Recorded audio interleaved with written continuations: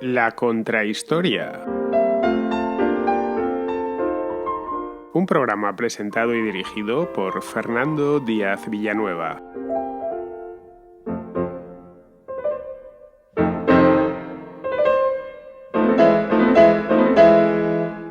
La civilización etrusca prosperó en el centro de la península itálica desde la Edad del Hierro hasta aproximadamente el siglo IV a.C. Los antiguos griegos los conocían como Tirrenoi y los romanos como Etrusci. Fue de estos últimos, obviamente, de quienes hemos tomado el nombre.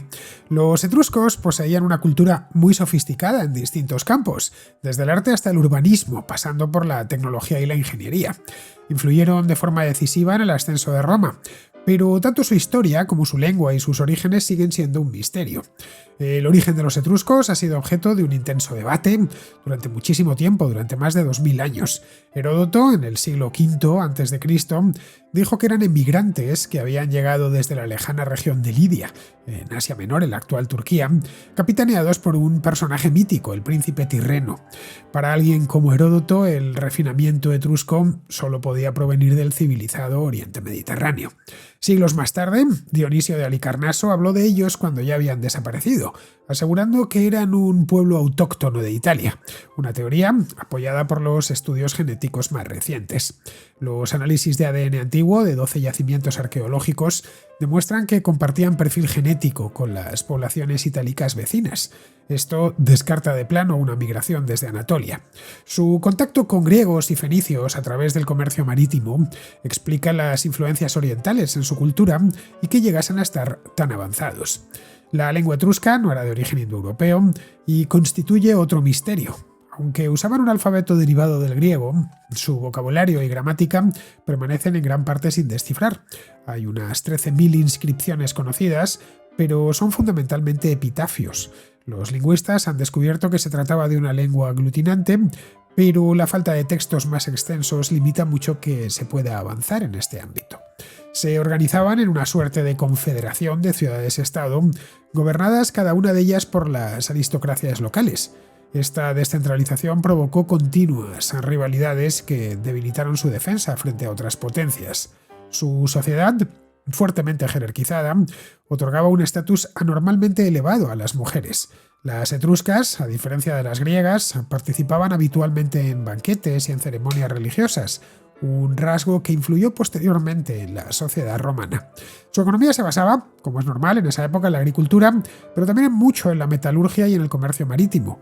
Controlaban las principales rutas del mar Tirreno, pero su comercio iba mucho más allá, porque sus productos eran muy demandados en lugares como Grecia o Chipre. La religión etrusca, fascinante, era politeísta y fatalista. Estaba muy influenciada por la mitología griega. La trilogía de Tinia, Uni y Minerva, equivalentes a Júpiter, Juno y Minerva, condensaba las tres deidades principales, pero había muchas más. En lo que brillaron con luz propia fue la adivinación. Los arúspices y augures etruscos gozaban de gran prestigio, tanto que los romanos los siguieron utilizando durante siglos. Necrópolis como la de Banditacha en Charveteri nos hablan de su obsesión por el más allá. Levantaban extensas ciudades para los muertos en las que recreaban viviendas y rituales festivos que para muchos especialistas son el origen de los combates de gladiadores. Pero donde realmente destacaron fue en las expresiones artísticas, que son bien conocidas por todos los aficionados. Destacan sus esculturas de gran realismo, como el sarcófago de los esposos o la quimera de Arezzo. También fueron ingenieros muy capaces. La famosa cloaca máxima de Roma, por ejemplo, la hicieron ingenieros etruscos. Su declive comenzó en el siglo V a.C., cuando primero los griegos y luego los romanos fueron dejándoles sin espacio. Un siglo más tarde, las ciudades etruscas fueron absorbidas por Roma. Su lengua desapareció para siempre, pero el legado cultural etrusco se mantuvo durante mucho más tiempo. Sin ellos, Roma nunca hubiese llegado a ser lo que fue.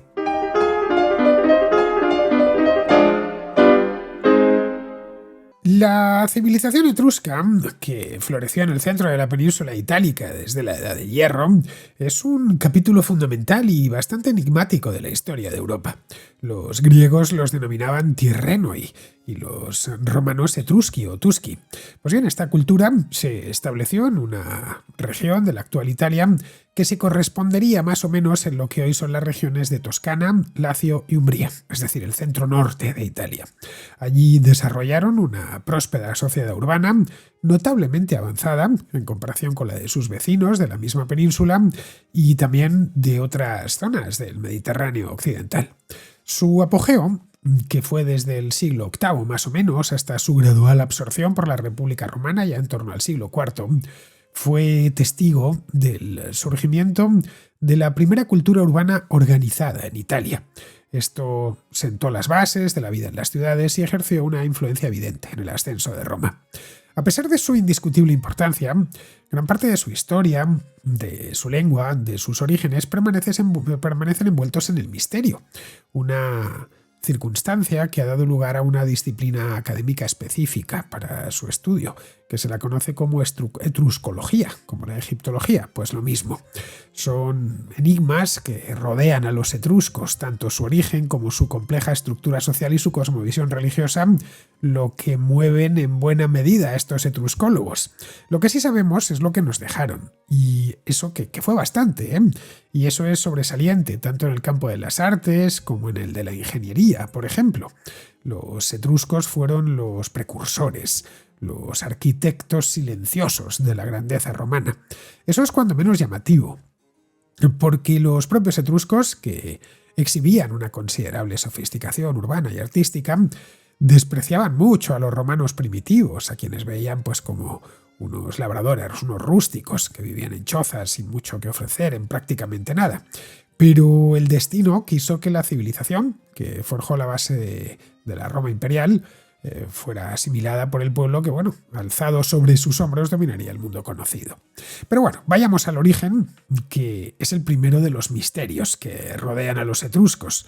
Su origen, es decir, de dónde viene, de dónde venía esta gente, es, ya digo, no se sabe muy bien. El origen de la civilización etrusca ha sido un tema de debate muy encendido en ocasiones podríamos decir, durante los 2 últimos siglos. Casi todos los grandes debates historiográficos han tenido lugar durante los 2 últimos siglos, pero en este caso va un poco más atrás, bueno, un mucho más atrás.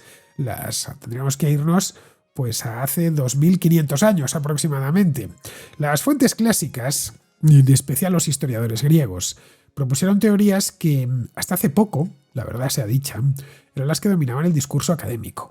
La primera y la más famosa de estas hipótesis es la teoría orientalista, podemos llamarla así. Esta es la que enunció y la que defendía Heródoto, y que sostenía que los etruscos eran inmigrantes provenientes de Lidia. Lidia es una región en Asia Menor, la actual Turquía, la península de Anatolia. Según esta teoría, en fin, ya sabemos cómo Heródoto explicaba la historia. Esa es la razón por la que, aunque se le considera el padre de la historia, el verdadero padre de la historia, lo comentaba aquí en la contrahistoria anterior, en la que dediqué a las guerras del Peloponeso, es Tucídides. Heródoto le metía mucha fantasía al asunto. Bueno, él era griego y pensaba que, bueno, pues que tenía que venir de aquella zona, la civilización, no había mucho más. La teoría que propuso, o que explicó, no la propuso, dijo que había sido así, que un príncipe lidio llamado Tirreno condujo a su pueblo hasta Italia, buscando nuevas tierras para establecerse y que, bueno, prosperasen allí. Ya digo, Heródoto era griego y pensaba como un griego de su época. Heródoto vivió, para que nos hagamos una idea, en el siglo V a.C., pero sabía que los griegos se habían ido extendiendo por el Mediterráneo en los siglos anteriores. Él mismo era fruto de esa colonización griega. Él era de Asia Menor, él era de Halicarnaso, que está en la región de Caria. Viajó además Heródoto durante toda su vida por distintas partes del Mediterráneo y eso le permitió ver personalmente otras tierras y otras gentes, claro. Una de las cosas que advirtió, o que debió advertir, fue que había griegos por doquier, que estaban establecidos desde el actual Chipre pues hasta la actual España. Las polis griegas, había griegos en el norte de África, había griegos en todas partes. Las polis griegas durante esa época se reprodujeron como setas por todas las costas del Mediterráneo. Luego, no es extraño que al contemplar el refinamiento de los etruscos, que estaban además en su momento álgido, ya en plena decadencia, pero bueno, en su momento álgido, ya prácticamente todo lo que tenían que hacer ya lo habían hecho, pues creyese que venían de Oriente. En aquel entonces, el Oriente Mediterráneo, y durante muchos siglos más, era sensiblemente más rico y sobre todo mucho más civilizado que el Occidente Mediterráneo. Alguien tan sofisticado, tan avanzado como los etruscos simplemente no podía venir de Occidente, no podían ser autóctonos. Bien, pues un paisano de Heródoto, digo paisano porque eran de la misma ciudad, Dionisio de Halicarnaso, que vivió, eso sí, no se llegaron a conocer, vivió eso sí mucho tiempo después, en el siglo I a.C., creía que los etruscos eran un pueblo itálico, es decir, que había sido, mejor dicho, en el siglo I, y habían desaparecido una cultura nativa que se había desarrollado en la propia península itálica a partir de las poblaciones preexistentes. Cuando Dionisio de Halicarnaso, que era de Halicarnaso, pero vivió más de la mitad de su vida en Roma, la etapa final de la Roma republicana, cuando concluyó eso, la civilización etrusca ya había pasado a mejor vida, o mejor dicho, se había fundido en buena medida con la romana, pero pudo ver sus consecuencias muy de cerca. Durante siglos, estas dos teorías fueron las predominantes. Ya en tiempos más recientes surgieron otras nuevas, como la que asegura que provenían de la actual Alemania. Esta, por supuesto, la enunció un alemán del siglo XVIII llamado Barthold Georg Niebuhr. Para Niebuhr, la ubicación de la cultura etrusca, como os decía antes, en el centro norte de Italia, no muy lejos de los Alpes, y el aspecto de sus estatuas, era la demostración palpable, definitiva, de que ese pueblo había cruzado los Alpes y que se había establecido en la ladera oeste de los Apeninos. Otra teoría asegura que venían del norte de África, pero esta no goza de mucha aceptación porque es que no hay evidencia alguna. Además, a los pueblos del norte de África, la actual Toscana, se encontraba algo lejos. Y entre medias además había tierras más ricas y prometedoras como Sicilia o Calabria o la Apulia o Campania, que fue en donde preferentemente se habían establecido los griegos. Os preguntaréis por qué este debate ha hecho correr tanta tinta. Bien, la razón es que los etruscos no nos dejaron por escrito de dónde venían. Y si lo han dejado por escrito no lo hemos encontrado. Ni siquiera una leyenda mítica de su origen. Esto nos ha obligado a que nos fiemos de las fuentes griegas o de las romanas o ya directamente de fuentes todavía más contemporáneas. Pero claro, ninguna de ellas da pruebas irrefutables de su origen. Lo que sí tenemos es la evidencia de que tenían una lengua propia, que dejaron por escrito, eso sí, ahí sí que no nos lo han transmitido. Pero ahí se presenta otro de los enigmas de los etruscos. La lengua etrusca es, de hecho, uno de los rasgos más conocidos y a la vez más misteriosos de esta civilización. Es una lengua aislada, es decir, no pertenece a la familia de las lenguas indoeuropeas, y esto, claro, es un hecho que la distingue de las lenguas habladas por sus vecinos itálicos, como por ejemplo el latín, que, en fin, luego evolucionaría a las actuales lenguas romances. Este carácter de lengua preindoeuropea sitúa al etrusco en un linaje lingüístico diferente. Los especialistas lo han emparentado con el rético, la lengua que se hablaba en los Alpes, también lo han emparentado con, eso apoyaría la tesis de que vienen del norte, lo han emparentado con el lémnico, que se hablaba en la isla de Lemnos. La isla de Lemnos es una isla en el norte del Egeo, justo a la entrada del estrecho de los Dardanelos, pero de nuevo, sobre bases un tanto endebles. El problema con su lengua es que, aunque los etruscos adoptaron un alfabeto relativamente fácil y familiar, derivado del griego, la escritura etrusca no diré que la entendemos, pero nos resulta familiar cuando la miramos, gran parte de su vocabulario y gramática sigue siendo indescifrable. ¿Por qué es esto? Bien, es esto porque se tienen pocas inscripciones. El conocimiento que se tiene de esta lengua, como de todas, proviene principalmente de las inscripciones, por no decir totalmente. Y se tienen solo 13.000 inscripciones. Pero no son muy completas. En su mayor parte son epitafios y dedicatorias, que fueron dejando entre los siglos VII y VIII. Estos textos a menudo son cortos, son muy repetitivos y han permitido a los lingüistas entender algunas estructuras gramaticales. Entendieron, por ejemplo, que tenía una naturaleza aglutinante esta lengua, que utiliza sufijos discretos para las funciones sintácticas de nombres, adjetivos y verbos, pero la ausencia de textos extensos, como la literatura que seguramente tuvieron y de la que se tiene noticia por autores romanos como Varrón, impide que los lingüistas actuales puedan comprender de manera íntegra su léxico y su sintaxis, es decir, su idioma. Este misterio lingüístico hace que se incremente la sensación de que los etruscos eran una cultura distinta y propia de la península itálica.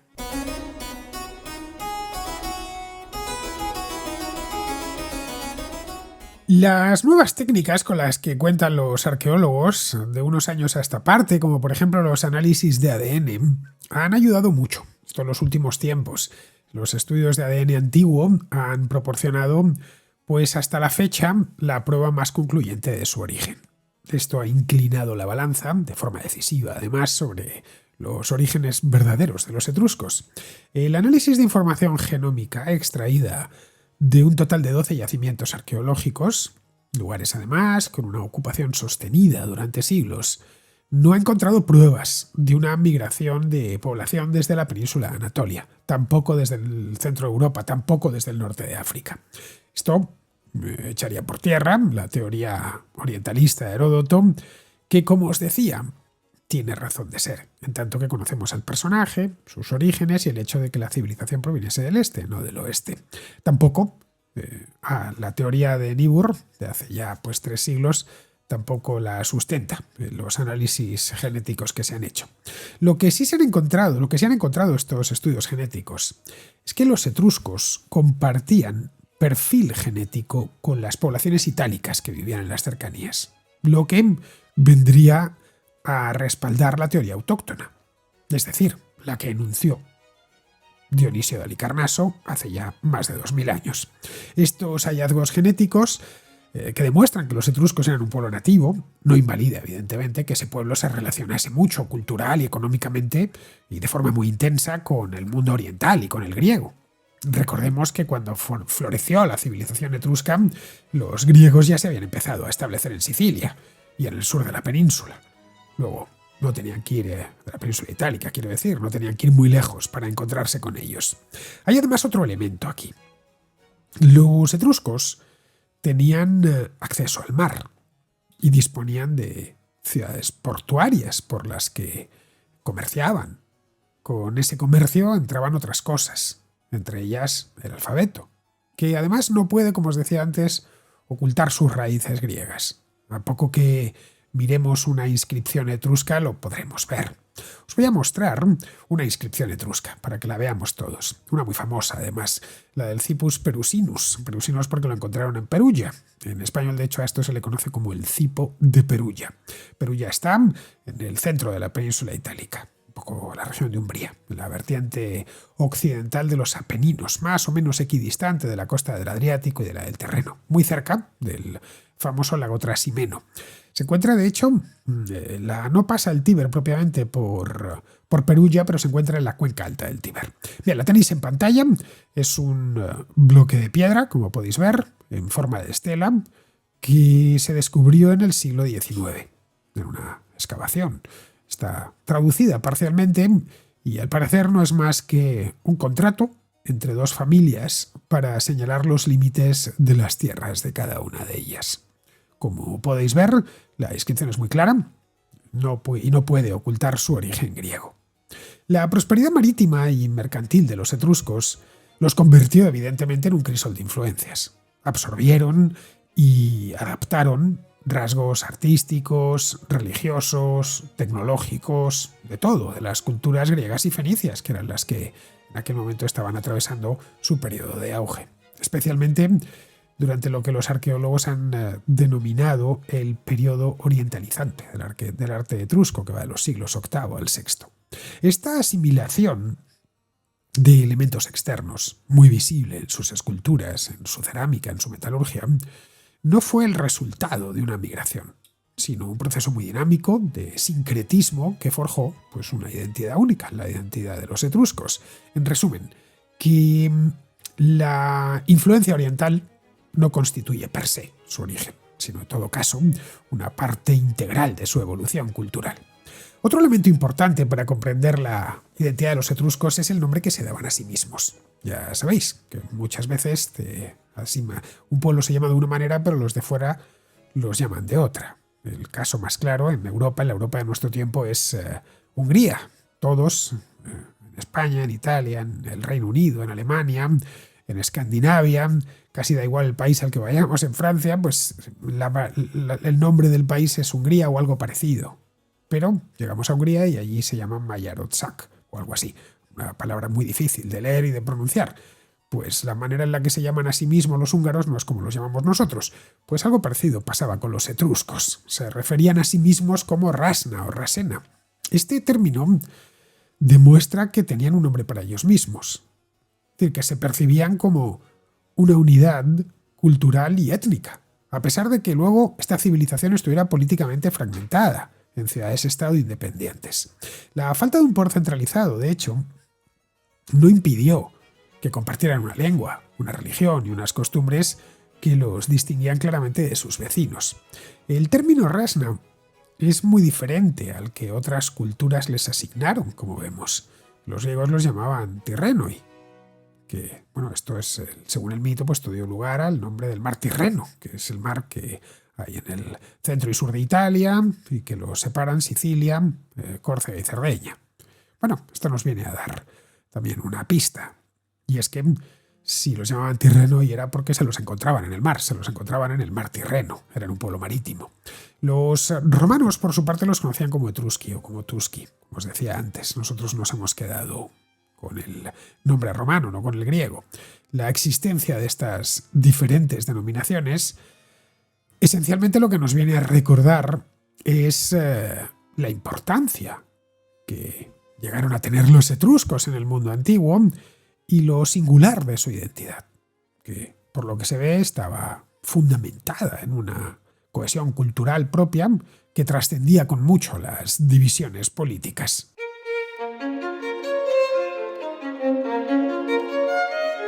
Habría que preguntarse en este punto cómo se organizaban esos etruscos. Bien, la organización política etrusca se caracterizaba por su descentralización, ya os lo he comentado. La civilización etrusca no fue un imperio, propiamente dicho. No hay nada parecido al imperio etrusco. Fue algo, una suerte de confederación de ciudades-estado independientes. Cada una, por supuesto, gobernada por su propia aristocracia. Las principales eran 12, de ahí que las principales ciudades-estado, de que se lo conoce como la Dodecápolis. Sus jefes, por lo que sabemos, se reunían a veces para tratar asuntos religiosos y, en ocasiones, para tomar decisiones conjuntas o aliarse, pero esta cooperación era más la excepción que la regla. Entre estas ciudades, la rivalidad era la tónica, y venía además siempre marcada por lo mismo, por el control del territorio, de las rutas comerciales. La ausencia de una defensa coordinada fue en última instancia un factor determinante en su decadencia y en la posterior derrota ante, sobre todo, los romanos, que eran muy expansionistas y, sobre todo, lo más importante, estaban unificados. De hecho, Roma, no lo olvidemos, nació también como una ciudad-estado no muy distinta a las etruscas. Os voy a mostrar, ahora en lugar de una inscripción, os voy a mostrar un mapa del territorio que llegaron a controlar estas ciudades etruscas. Lo tenéis en pantalla en este momento. Podemos ver la Etruria original con la Dodecápolis que os decía antes. Esto es a mediados del siglo VIII a.C. Se ven también en el mapa, se muestran bien, sombreadas con distintos tonos las áreas de expansión, tanto hacia el norte, al otro lado de los Apeninos, ya en el Valle del Po, como hacia el sur, por la costa del Tirreno. En esa zona de expansión está, tal y como vemos, la ciudad de Roma, en el curso bajo del Tíber, ya muy cerca de su desembocadura.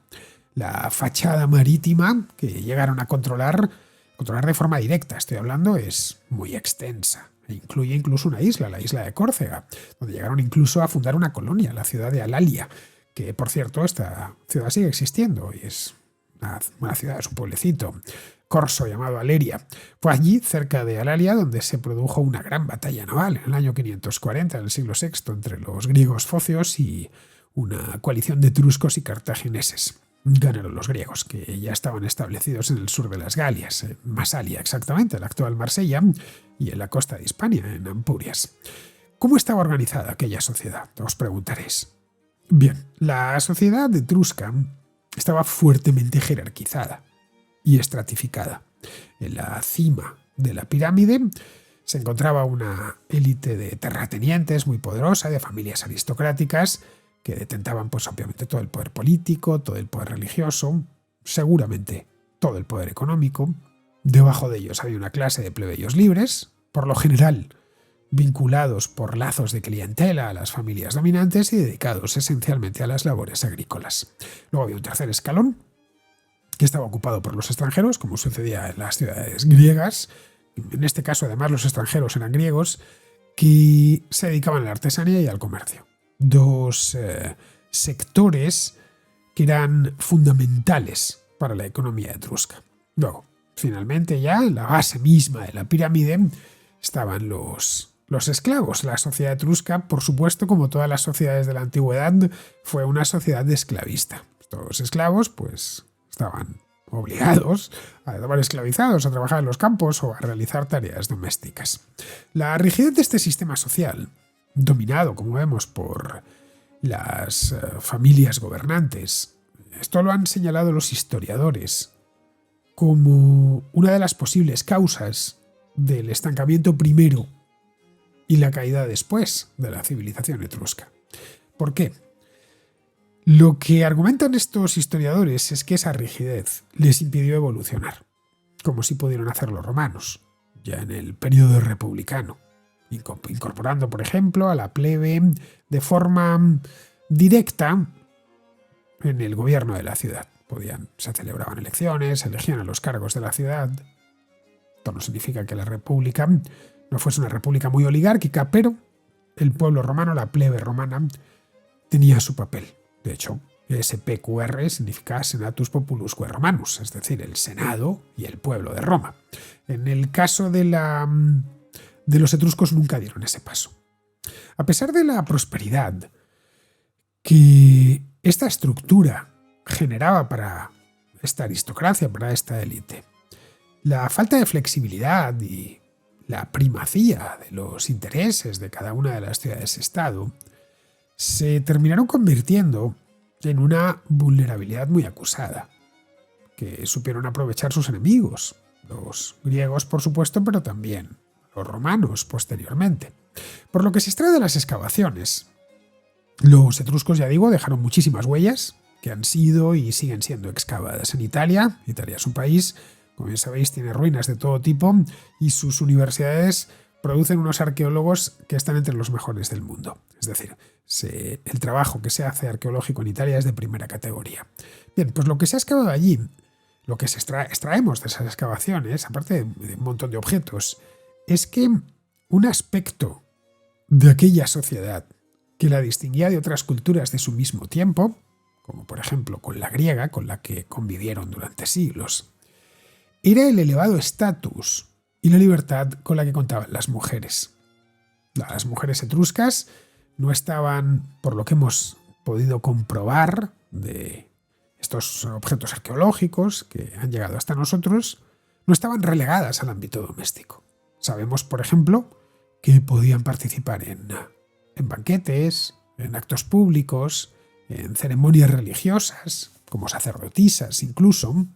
A diferencia de las mujeres romanas, tan cerquísima, que solo tenían un nombre derivado del linaje familiar, las etruscas poseían nombre propio e independiente.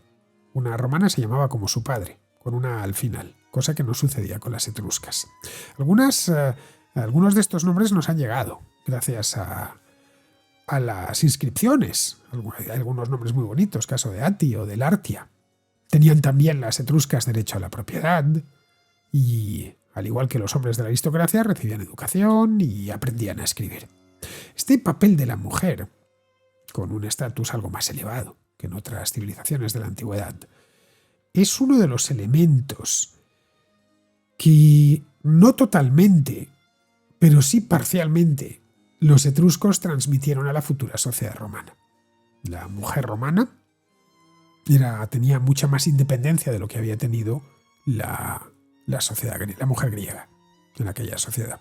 El banquete, por ejemplo, que es un tema recurrente en el arte funerario etrusco. Bueno, pues esto ilustra de forma muy vívida esta igualdad, ya que se puede ver a las mujeres reclinadas junto a los hombres para comer, beber vino, disfrutar de la música, del baile.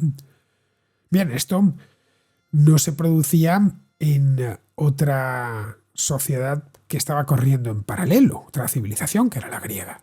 En los banquetes griegos no había mujeres, salvo que esas mujeres fuesen hetairas, es decir, prostitutas. Esto sorprendió mucho a los arqueólogos desde el principio, ya que les llamó la atención porque no se veía nada igual en otras partes del mundo antiguo.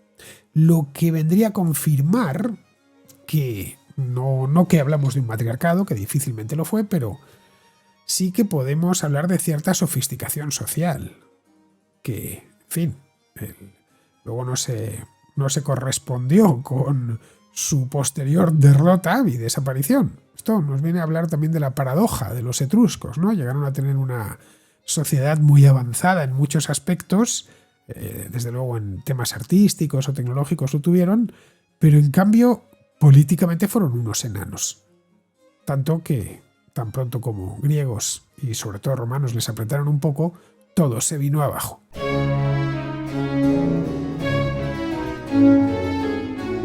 El florecimiento de aquella civilización tan refinada lo posibilitó una economía boyante. La cultura, os lo he dicho muchas veces, no es gratis, se tiene que pagar.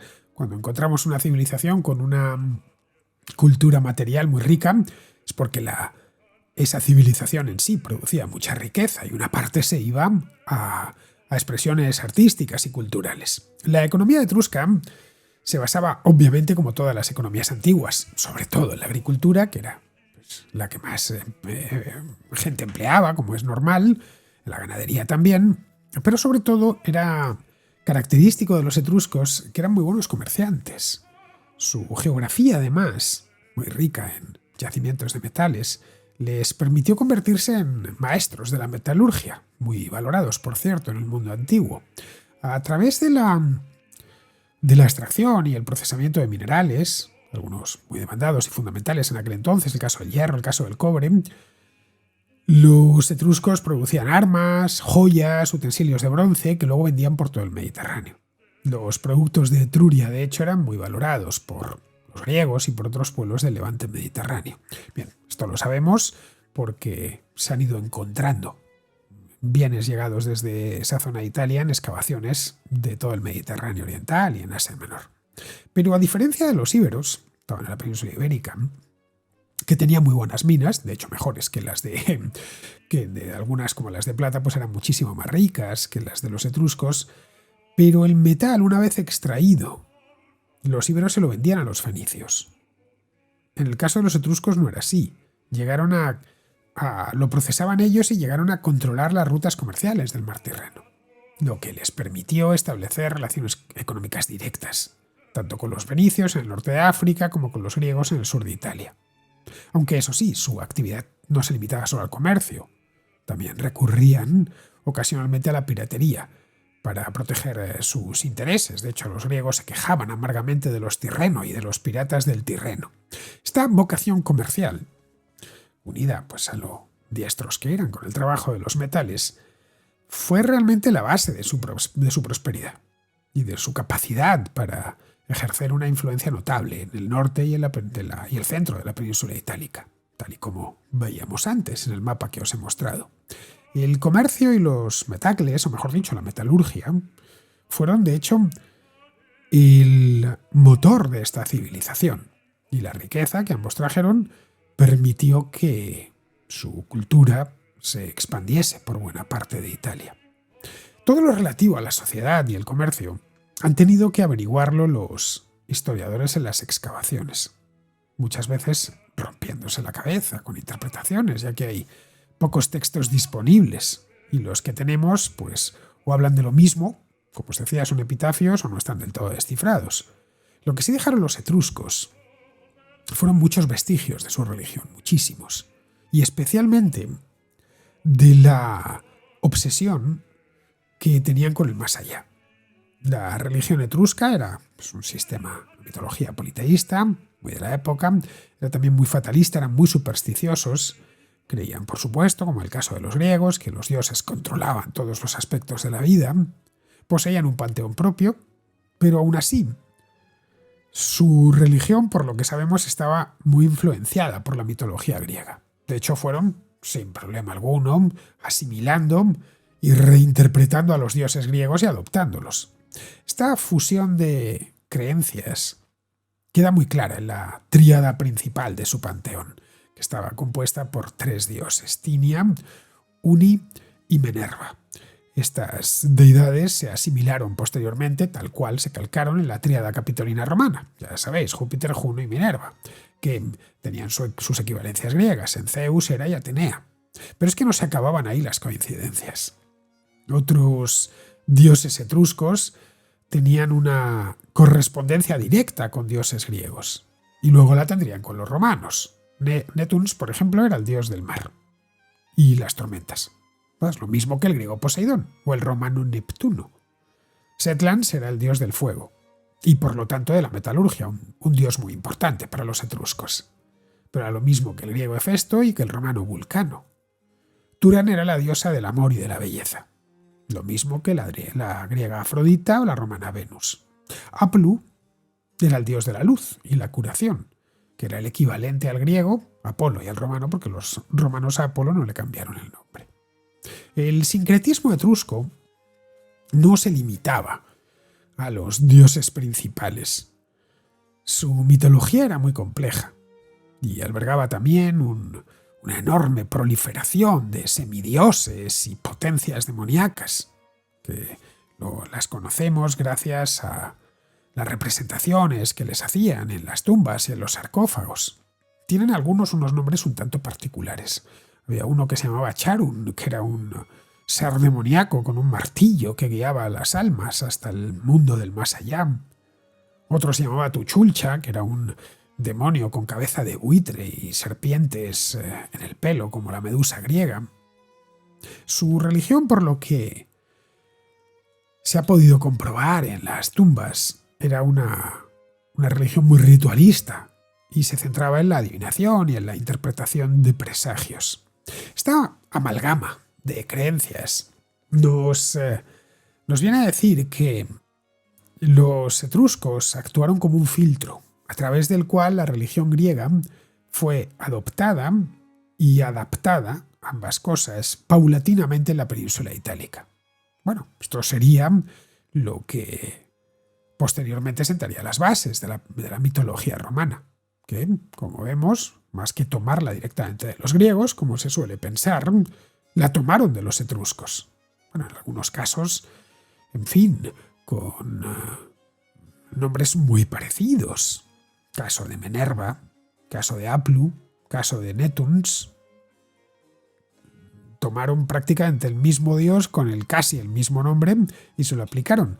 Así que aquí habría que replantearse si el panteón romano está calcado del griego o está calcado del etrusco, que a su vez lo habían copiado del griego. Es una posibilidad.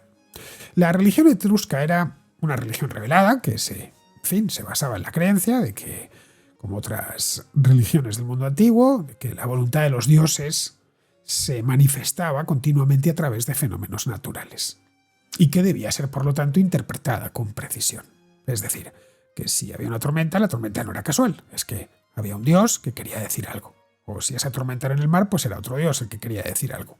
Esto, claro, requería personal especializado, una casta sacerdotal que se dedicase en exclusiva a esta tarea. En el caso de los etruscos tenían 2 especialistas, que cada uno se dedicaba a cosas diferentes. Unos eran los arúspices y los otros los augures. Los arúspices interpretaban el futuro y la voluntad divina mediante la lectura de las entrañas de los animales sacrificados. Esto lo sabemos, entre otras cosas, por un hallazgo arqueológico, el hígado de Piacenza. El hígado de Piacenza es un artefacto de bronce con forma de hígado de oveja y que está lleno de inscripciones en alfabeto etrusco que utilizaban, entendemos, para la adivinación. Eso es lo que hacían los arúspices. Los augures, tened en cuenta que ambas palabras han terminado en nuestro idioma, Los augures, pero no eran lo mismo, aunque para nosotros son un sinónimo, un arúspice o un augur no eran lo mismo. Los augures lo que hacían era interpretar el vuelo y el comportamiento de las aves, pero no solo, también los rayos en las tormentas. Con esto podían predecir sucesos y sobre ellos pues ya se podían tomar decisiones importantes. Esta práctica de la adivinación era, según parece, un pilar de la cosmovisión etrusca, del modo en el que ellos veían el mundo. A los romanos les debió fascinar, porque la adoptaron tal cual y la integraron. Las artes adivinatorias de los etruscos las adoptaron y las integraron en su propia cultura. Al principio recurrían a arúspices y a augures etruscos, sobre todo los arúspices, para sacrificios importantes, qué sé yo, antes de librar una batalla y cosas así. Bueno, incluso ya en la época imperial, cuando la cultura etrusca había desaparecido, pero mucho tiempo antes, pero aún resonaban sus ecos, todavía seguían viniendo los arúspices y los augures de esa parte de Italia. En la antigua Roma, de hecho, y esto es bien conocido, la adivinación era una parte fundamental de la vida religiosa, política y militar y hasta económica. Nadie emprendía una empresa sin consultarlo antes. ¿Por qué? Porque era una manera de auscultar a los dioses, de consultar la voluntad inmediata que tenían, para asegurarse de que cualquier empresa importante pues contaría con su favor. Los romanos creían que los dioses estaban continuamente enviando señales o presagios que debían ser interpretados adecuadamente. Ningún magistrado tomaba una decisión de mediana importancia sin haber previamente consultado con un augur, que se dedicaba un tiempo, el que considerase necesario, a mirar cómo volaban las aves. Bien, todo esto lo tomaron directamente de los etruscos.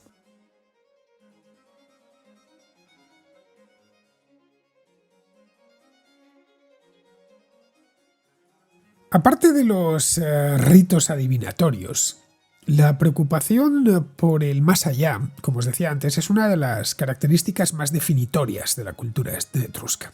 Hay que tener en cuenta, y esto es importante, que casi todo el conocimiento del que disponemos de esta civilización viene de sus necrópolis, que eran mucho más que simples cementerios. Eran verdaderas ciudades de los muertos, de gran extensión, eran gigantescas. De hecho, se han encontrado. Estas ciudades funerarias, como la Banditacha en Cerveteri, se construían además con un cuidado extraordinario y estaban diseñadas para recrear la vida en el más allá. Os voy a mostrar otra imagen, en este caso una imagen doble, aérea y a pie de necrópolis, de esta necrópolis de la Banditacha. Esta se encuentra, como os decía, en el pueblo de Cerveteri. Esto está en la región del Lacio, a unos 40 kilómetros más o menos al norte de la ciudad. Queda a la izquierda de la autopista cuando se va desde el puerto de Civitavecchia a Roma. Está, de hecho, muy cerca de la autopista y se puede visitar. Bueno, esto es inmensa, es realmente grande. Tiene 4 kilómetros cuadrados y hay miles de tumbas. Para que lo pongamos en perspectiva, el tamaño de la necrópolis de la Banditacha, el cementerio más grande de España, y también uno de los más grandes de Europa, que es el de la Almudena de Madrid, tiene 120 hectáreas. Y es gigantesco, cualquier madrileño lo conoce. Necesitas un vehículo a motor para moverte por él. De hecho, hay líneas de autobuses públicos de la empresa municipal de transportes que recorren el cementerio. Bueno, pues el de la Almudena es 3 veces menos extenso que el de la Banditacha. La población a la que atiende el cementerio de la Almudena, pues claro, es de varios millones de personas. Es mucho mayor que la que tenía la Etruria de la antigüedad. Así que esto nos sirve para hacernos una idea de lo seriamente que se tomaban este tema.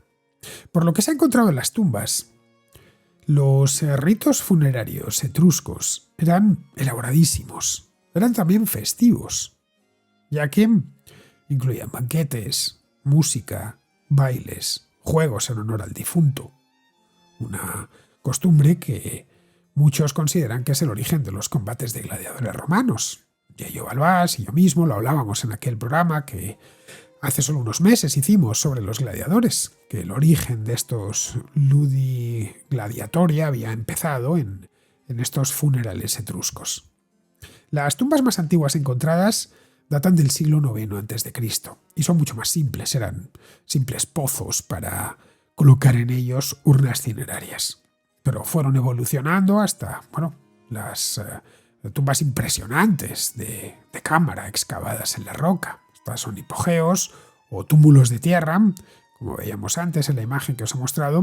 Estas iban dirigidas obviamente para la aristocracia. En la banditacha se pueden ver muchas de esas. Un aspecto fundamental de estas necrópolis era su función como espacios vivos de culto familiar. Las tumbas no las veían como un final, sino como una continuación de la propia casa.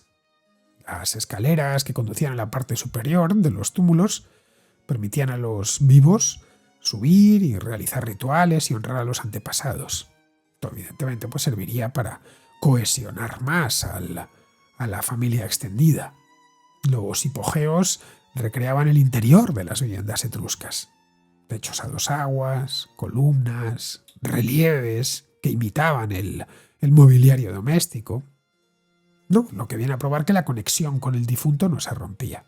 Se mantenía a través de un espacio físico y simbólico de pura reverencia y conmemoración. En cierta medida, y salvando las distancias, se asemejaban a estos cementerios que se pueden ver en lugares como México, donde se hacen enterrar los narcotraficantes, que encargan a arquitectos mausoleos de gran tamaño, dentro de los cuales, aparte de enterrar al difunto, se encargan de poner equipos de música, tienen zonas para estar, beber, celebrar, llegan allí, tocan la guitarra, cantan, pasan en una palabra el día allí. En algunos lugares, como Sinaloa, se pueden ver este tipo de cementerios, han dado lugar a que se hayan hecho incluso documentales para televisión. Pues algo de ese estilo debía ser, pero claro, hace más de 2000 años. La visión etrusca de la muerte estaba, como os decía antes, poblada de semidioses y demonios que guiaban el viaje del alma al reino de ultratumba. Os hablaba antes de la figura de Charun, cuyo nombre deriva del barquero griego de Caronte, que era un demonio. El Charun era un demonio masculino que anunciaba la muerte y que separaba al moribundo de su familia. Su principal atributo era un martillo, que lo utilizaba para abrir las puertas del inframundo y guiar al alma en su viaje final. Luego estaba, por ejemplo, Bant, que era el principal demonio femenino de la muerte. Se representaba con alas y una antorcha, que utilizaba la antorcha para ir iluminando el camino hacia el más allá.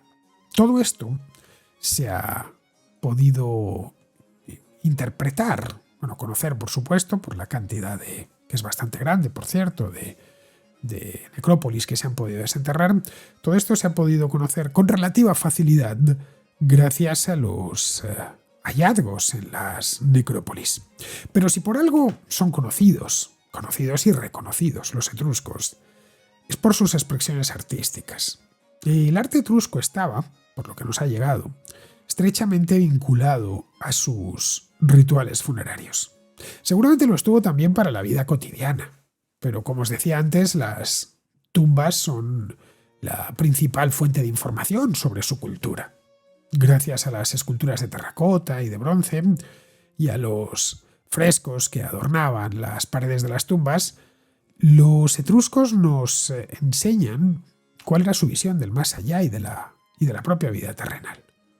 La escultura etrusca, por ejemplo, es celebérrima por su realismo en los retratos. Una característica que se observa muy bien en las tapas de los sarcófagos, donde se representaba al difunto reclinado con un realismo sorprendente.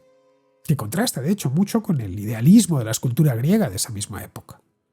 Esta inclinación por la representación fidedigna del rostro humano influiría directamente en la posterior tradición romana de los bustos, que como bien sabemos eran extraordinariamente realistas. Hay muchas obras etruscas que son bien conocidas. Cualquier aficionado al arte las conoce. Algunas de ellas por su característica sonrisa. Ya sabéis, la sonrisa etrusca. Os voy a mostrar varias en dos imágenes. En la primera imagen, que la tenéis delante en la pantalla, ya sabéis que todas estas imágenes, en el caso de que estéis escuchando el programa a través de iVoox, no tenéis más que ir a la pestaña de comunidad y allí las tenéis. Bien, en la primera imagen podemos ver el sarcófago de los esposos. Esta es una escultura que muestra a una pareja en un banquete funerario. El realismo en los rostros, tal y como podéis apreciar, es impactante. A su derecha está el Apolo de Veyes. Lo de Veyes es por el lugar donde se encontró.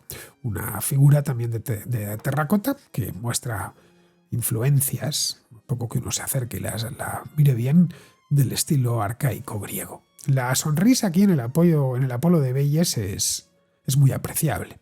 Luego más a la derecha está otra de las obras maestras del arte etrusco, que es la Quimera de Arezzo. Arezzo es lo mismo, por la ciudad de Arezzo, en el centro de Italia. Esta es una escultura de bronce que nos dice, si os fijáis bien, lo bien trabajado que está, nos dice mucho del dominio que estas gentes tenían de la metalurgia y el tratamiento de los metales. En la segunda imagen vemos el Marte de Todi. Este es otro clásico del arte etrusco. Este es un guerrero con armamento labrado en bronce.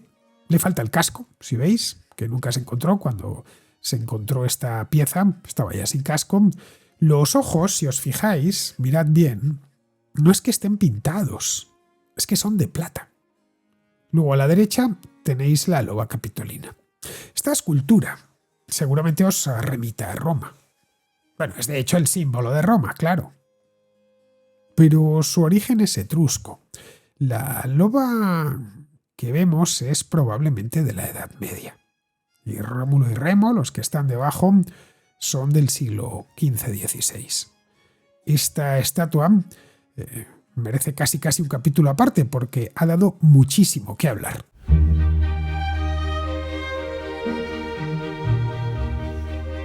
Como estamos con el arte etrusco, ya que estamos con esto, pues voy a ver si os resumo un poco la historia de la loba capitolina.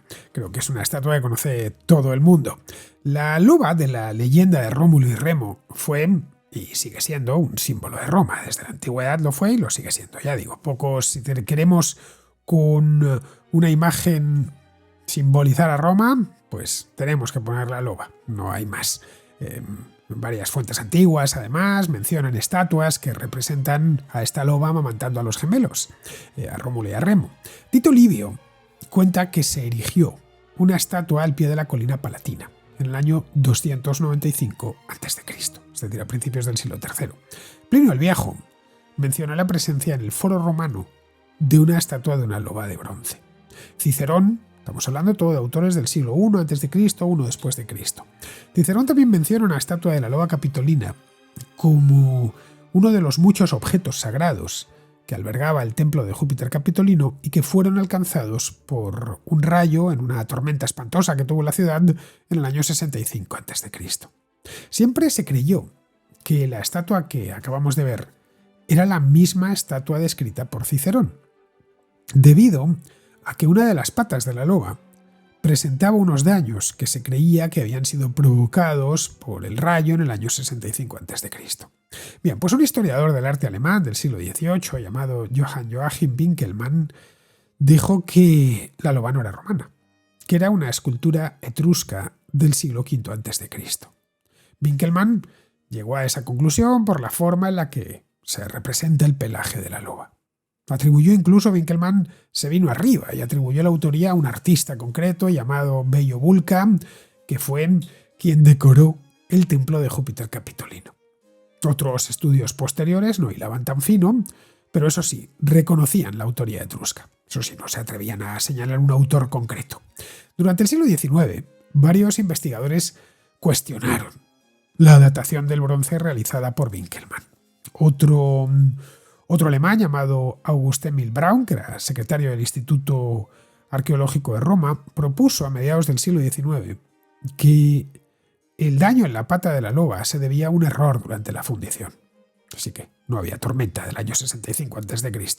Luego el conservador del Louvre, después de estudiarla a fondo, en 1878 fue esto, dijo que no era etrusca, ni siquiera romana, que era del periodo carolingio, es decir, de más o menos el siglo IX, después de Cristo. Unos años más tarde, otro historiador, llamado Wilhelm von Bode, aseguró que era una obra medieval. No se atrevía a dar una fecha exacta, pero que era de más o menos la plena Edad Media. El tema es que estas hipótesis no se tuvieron en cuenta en aquel momento, a finales del siglo XIX, y se siguió pensando que era lo que habían dicho al principio, que era de origen etrusco. Sucedió entonces, hace no mucho tiempo, este mismo siglo, en el año 2006, cuando una historiadora del arte italiana llamada Anna Maria Carruba, con un arqueólogo que trabajaba con ella llamado Adriano La Regina, cuestionaron abiertamente la datación tradicional de la loa, basándose en un análisis de la técnica de fundición. Carruba conocía muy bien la estatua, porque la había restaurado poco antes, y esto le había permitido examinar cómo se había realizado. Observó que la estatua había sido fundida de una sola pieza, utilizando una variación de la técnica de fundición de la cera perdida. Esta técnica no se utilizaba en la antigüedad clásica. Los bronces griegos y romanos se labraban a partir de varias piezas. Este era un método que facilitaba las fundiciones de alta calidad, con menos riesgo del que implicaba fundir toda la escultura de una vez. Fue en la Edad Media cuando se empezó a fundir de una sola pieza, para moldear artículos de bronce, que precisaban mucha rigidez, como por ejemplo el caso de las campanas de las iglesias. Carruba creía también que el daño a la pata de la loba se debió a un error en el proceso de moldeado. Por lo demás, tanto Carruba como a la Regina, el estilo artístico les parecía más al arte carolingio romántico que al etrusco. Para validar la hipótesis de Carruba y de la Regina, un año más tarde, en una universidad italiana, la Universidad de Salento, se realizó una datación por termoluminiscencia para resolver la cuestión. De esto en aquel momento, en Italia y en Roma concretamente, se habló bastante. La termoluminiscencia es un método de datación que los arqueólogos utilizan para determinar la edad de piezas que han sido sometidas a calentamiento. Bien, los resultados de esta prueba revelaron con una precisión de algo así como el 90 o el 95%, que la escultura fue elaborada en torno al siglo XI de nuestra era. Es decir, es más románica que carolingia. Y ahí se quedó la cosa hasta que un tipo llamado John Osborne, un británico, un experto en la Roma medieval, concretamente en la Roma del siglo X, tiene hasta un libro dedicado a ello, que está en la Escuela Británica de Roma, concluyó que las dataciones por termoluminiscencia eran inconsistentes. Señaló además que el metal del que está hecha la loba es de tipo etrusco, que utilizaba el cobre con el que se había fundido, provenía de Cerdeña, y que no hay indicios de adulteración en la época medieval. Así que, para Osborne, la loba es etrusca. En fin, como veis, y os decía antes, que se merecía casi un capítulo aparte, esta estatua tan pequeña, porque la loba capitolina es realmente pequeña, tiene poco más de 1 metro de largo, son unos 75 centímetros de alto, ha dado y sigue dando muchísimos dolores de cabeza. Es posible que esa estatua de la loba capitolina sea medieval. Es una posibilidad, no lo olvidemos. Estamos hablando de un debate que han sostenido académicos y expertos del máximo nivel. Pero podría perfectamente también provenir del periodo etrusco. Esa es la realidad. La reputación de los etruscos como uno de los mejores pueblos metalúrgicos de la antigüedad es algo que está a la vista de cualquiera que vea los bronces que nos han llegado. Desarrollaron técnicas de fundición y de moldeado muy avanzadas, gracias, entre otras cosas, a que, en esa parte de Italia tenían y siguen teniendo muy buenos bosques, y sobre todo que tenían yacimientos de hierro y cobre, como os decía antes. Su orfebrería es de una calidad notable. Labraron joyas que utilizaban técnicas muy refinadas como la granulación o la filigrana. La granulación consistía en aplicar minúsculos gránulos de oro a una pieza más grande, creando así una textura ornamentada. Bueno, el dominio del bronce lo vemos en las estatuas. Caso del Marte de Todi, con esos ojos de plata. Pero también lo vemos en las armas, en los espejos que se han encontrado. Como veíamos antes, muchas de sus estatuas, la Apolo de Veies, por ejemplo, no estaban hechas de bronce, sino de terracota, que es una arcilla cocida en un horno.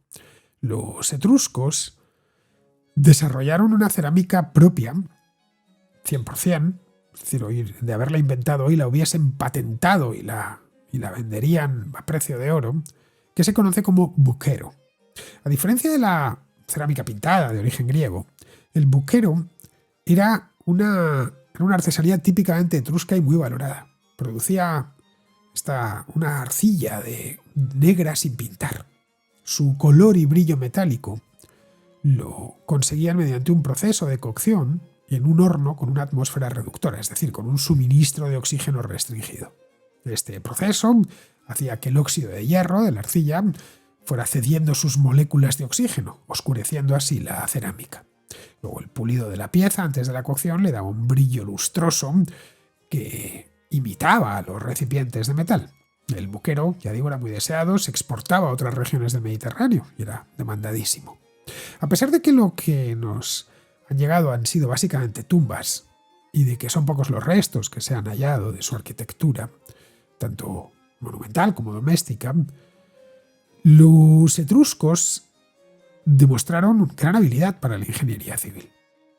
Fueron pioneros en el uso del arco de medio punto, por ejemplo, de la bóveda, elementos arquitectónicos que, aunque son de origen mesopotámico, fueron perfeccionados y transmitidos a los romanos. De ahí les llega el arco de medio punto a los romanos. Luego hacen un uso muy intensivo de él. Desarrollaron también un orden propio, el famoso orden toscano. Es una variación del orden dórico con un fuste liso y una base más sencilla. Este orden fue una creación etrusca que se convirtió luego en un componente esencial de la arquitectura romana y luego de la renacentista. Pero lo que realmente transfirieron a Roma fue la infraestructura. El primer acueducto y los sistemas de drenaje de la ciudad, entre ellos la conocidísima Cloaca Máxima, fueron obras de ingeniería etrusca, construidas durante la época de la monarquía romana, durante el reinado de Lucio Tarquinio Prisco. La Cloaca Máxima, que sigue en pie, nunca mejor dicho, o sigue a nuestros pies o a los pies de los romanos, es una cloaca, una alcantarilla abovedada que data del siglo VI a.C. y permitió transformar un pantano en un espacio urbano habitable. Esto mejoró la higiene y posibilitó que Roma creciese. La ingeniería, de hecho, fue lo que permitió a los romanos pasar de ser un pequeño pueblo conformado por chozas a una gran ciudad.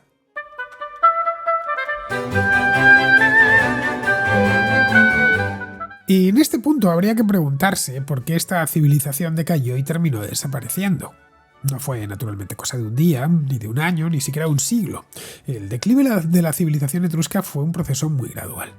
Las rivalidades internas que hablábamos antes entre las ciudades-estado etruscas, su incapacidad para formar una entidad política unificada, las hicieron muy vulnerables a las amenazas externas. En el año 474 a.C. fueron derrotados frente a la ciudad griega de Cumas, en la Campania, cerquita de lo que hoy es Nápoles. Los griegos de Siracusa y los de Cumas se aliaron contra ellos, y eso les impidió seguir expandiéndose hacia el sur.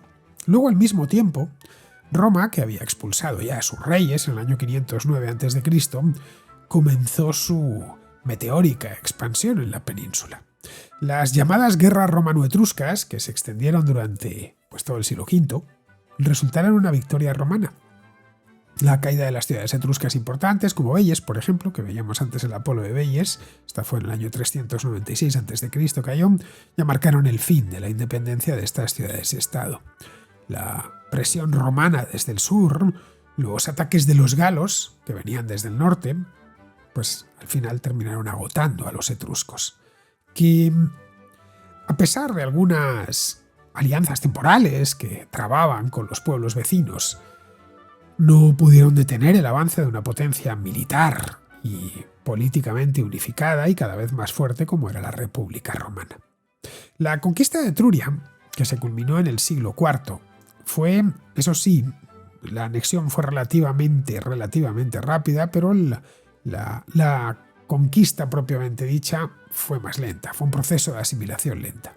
Roma anexionó poco a poco una ciudad etrusca tras otra, las fue incorporando a su sistema político como simples municipios, y en este proceso se fue de manera, ya digo, lentísima, acelerando, con la concesión de la ciudadanía romana, por ejemplo, a los etruscos, que no les llega hasta el año 90 a.C., es decir, a principios del siglo I a.C., y luego ya se completó formalmente en el año 27 a.C., cuando ya Etruria, toda esa zona, fue incorporada a la República como parte de la misma Roma. La lengua etrusca fue progresivamente reemplazada por el latín. Se cree que a principios del siglo I después de Cristo ya se había dejado de hablar, algo similar a lo que pasó, por ejemplo, con los pueblos nativos de la península ibérica, cuyas lenguas desaparecieron también en esa misma época y fueron sustituidas por el latín. No es que los romanos obligasen a hablar latín a los pueblos conquistados, que no les obligaban, pero el latín se convirtió primero en una lengua franca, de tremenda utilidad, en una lengua de prestigio, y luego terminó sustituyendo a todas esas lenguas. La absorción no significó una aniquilación de lo etrusco, nada más lejos, que como civilización había llegado a ser muy sofisticada, como hemos visto, sino algo parecido a una metamorfosis. Lo etrusco se fundió con lo romano y pasó, de hecho, a convertirse en uno de sus elementos definitorios. El legado de los etruscos en la cultura romana es que es innegable y abarca casi todos los aspectos de la vida romana.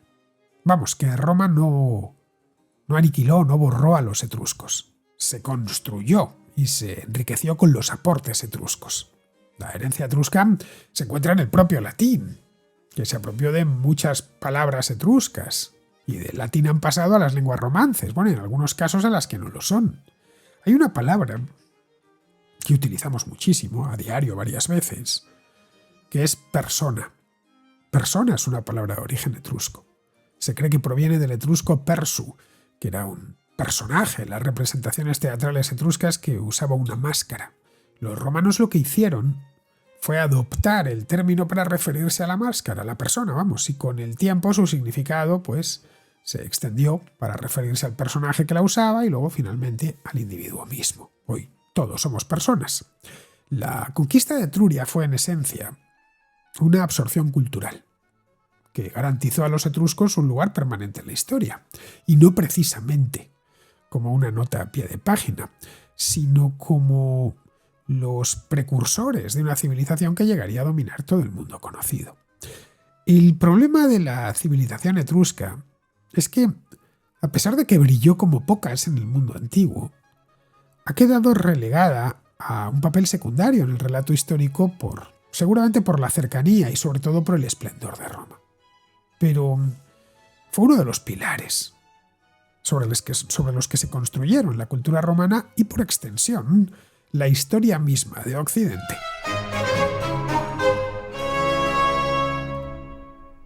Espero que os haya gustado este capítulo dedicado a los etruscos. Hace unos años, no sé si lo recordáis, hice uno sobre los minoicos, de Creta, bastantes años, por cierto, como precursores de la civilización griega. Y me propuse en aquel momento hacer otro programa de los etruscos, como precursores de la civilización romana. Ahí se quedó la idea, en espera de que, pues se me volviese a ocurrir, leyese algo sobre el tema y lo ordenase adecuadamente. En fin, cosa que estuve haciendo esta semana. Espero que este resumen haya sido suficiente para que os hagáis una idea de lo que supusieron los etruscos y la importancia que aquella cultura tuvo sobre los romanos y como consecuencia también sobre nuestro mundo. Bien, vamos ahora con el contrasello, donde como cada viernes los contraescuchas aguardan con sus dudas, consultas y reflexiones históricas. El contrasello. El espacio de ruegos, preguntas y reflexiones de la contrahistoria. Empezamos con Carlos, que está en Múnich y que tiene una pregunta sobre el poder blando que tenía España en los siglos XVI y XVII. Tiene que ver con el poder blando o la influencia de España en su época de máximo esplendor, ¿no? Em, el caso del Buen Retiro sería una manifestación, digamos, de lo que es el poder blando, la influencia de España sobre otros sitios, y tengo curiosidad por saber qué otras manifestaciones del poder blando había en aquella época. Em, digamos que aunque fuera una época de mucha división cultural, en cuanto que estaba ese eje protestante y el eje católico que no querían tener demasiado que ver el uno con el otro, sí que podría imaginarme que debido al poderío de los españoles en aquella época, aunque fuera por mero interés particular y al ver la prosperidad que tenían, hubiese gente de otras naciones queriendo imitar aspectos concretos. Y es una cosa pues eso, que me ha surgido, una pregunta que me ha surgido y que me da mucha curiosidad. Así que bueno, si tenéis a bien contestarlo, la verdad que estaré encantado porque me da la impresión que muchos aspectos de nuestra historia pues se desconocen y se nos da una visión muy desvirtuada de lo que fue. Así que nada, muchas gracias y un saludo. Bueno, en la época de máximo esplendor, como lo llamas tú, de los Habsburgo españoles, la corona española tenía mucho poder duro, claro, y eso se tradujo en que lo español, por extensión, gozaba de cierto poder blando, especialmente en la época de Felipe II, III y IV. La producción artística y literaria del siglo de oro español, pues, fue una de las más prolíficas e influyentes de Europa. No sé, obras como la novela esta Don Quijote de la Mancha, de Miguel de Cervantes, pues alcanzaron repercusión universal y bueno, sentaron las bases de la novela moderna. El teatro también se floreció con genios, en fin, Lope de Vega, Calderón de la Barca, cuyas obras se representaban en toda Europa. En pintura, pues los reyes, la iglesia, los nobles demandaban muchos cuadros y muchas esculturas, lo que dio lugar a que apareciesen pintores que luego servían de inspiración a otros pintores europeos, qué sé yo, Diego Velázquez, Francisco de Zurbarán, Bartolomé Murillo. Sus estilos personales influyeron mucho en las corrientes artísticas de la Europa de la época. La expansión del imperio facilitó además la difusión del idioma, del español como lengua de comunicación, de administración, de cultura. Y el español, bueno, como bien sabemos, pues se estableció como lengua principal en América, en parte de Filipinas, se convirtió además en la lengua de prestigio en las cortes de Europa, especialmente en lugares como Italia o en Flandes, donde los gobernantes pues eran españoles. Luego además la Universidad de Salamanca era muy prestigiosa, y aunque se empleaba el latín para las clases, no dejaba de estar en España, lo que permitió que sus profesores y sus obras se conociesen en toda Europa. En ciertas disciplinas como el derecho o la teología, los académicos de Salamanca tenían mucho predicamento en toda Europa. Vamos, cualquier intelectual de finales del XVI, principios del XVII estaba al tanto de lo que salía de Salamanca. Otro elemento del poder blando, no blanco español en los siglos XVI y XVII fue la moda. Sí, la moda, tal cual. A diferencia de la moda italiana, que era más ostentosa y colorida, o de la francesa, que ya ganaría terreno en el siglo XVIII, el estilo español, el vestir a la española, se puso muy de moda. Vestir a la española pues era vestir de manera sobria, muy elegante. Esto convirtió el vestir a la española pues en un símbolo de estatus, de serenidad, de poder en las cortes europeas. Bueno, si miras los cuadros de los reyes europeos de finales del XVI y principios del XVII, verás que van vestidos a la española en muchas ocasiones. Querían, obviamente, imitar a los reyes de España, que vestían de esa manera y que tenían mucho poder. La lechuguilla y luego la golilla llegaron a ser muy populares. La golilla era de hecho de origen español, al parecer la inventó el conde duque de Olivares, cuando la lechuguilla ya se había pasado de moda. Pero vamos, durante años todo el mundo en Europa llevaba lechuguillas y golillas. Ahí no importaba si eran católicos o protestantes, la moda no sabía de reformas religiosas. Así que, como ves, sí que tuvo poder blando todo lo español durante esos 2 siglos, lo cual es normal, porque, como te decía antes, el poder blando suele seguir al poder duro. Bien, seguimos con Tomás, que tiene una pregunta a raíz de la contrahistoria que hice sobre las guerras del opio. Bien, pues nos habla de otra guerra, esta vez contra el tabaco de por medio y muy lejos de China, en Rusia. Hola Fernando, soy un seguidor tuyo en varios medios y especialmente en la contrahistoria, que es donde más coincidimos en gustos. También vi todas tus clases de Huerta de Soto y me parecieron un acierto por ambas partes. Y acabo de escuchar recientemente tu capítulo sobre las guerras del opio, que está ciertamente bien para todo lo que hay que contar. En una hora es verdaderamente un prodigio. Y en un momento haces alusión a cuando mezclan los chinos el tabaco con el opio, aunque el tabaco también estuviera prohibido en esa época. Y me ha venido a la cabeza, a través de la prohibición del tabaco, las guerras que hubo en Rusia. Unos siglos después, no mucho, no, unos siglos antes, o aproximadamente, sobre la guerra del tabaco. Sería un punto interesante. Muchas gracias. Bueno, Tomás, en la Rusia zarista, más que guerra, lo que hubo fue una prohibición. A principios del siglo XVII, el tabaco llegó a Rusia desde Inglaterra, pero el zar Miguel I lo consideraba una costumbre inmoral, perjudicial y que además venía de Occidente, donde eran unos herejes católicos o protestantes. Eso ya de por sí significaba que no era bueno. Así que no se lo pensó dos veces y prohibió su consumo. Había además castigos muy severos, reservados para quienes fuesen sorprendidos fumando o vendiendo tabaco. Los castigos, ya digo, eran realmente duros. Iban desde simples azotes con una vara hasta que el corte de la nariz, y luego si el fumador ya era reincidente, pues se le podía hasta condenar a muerte.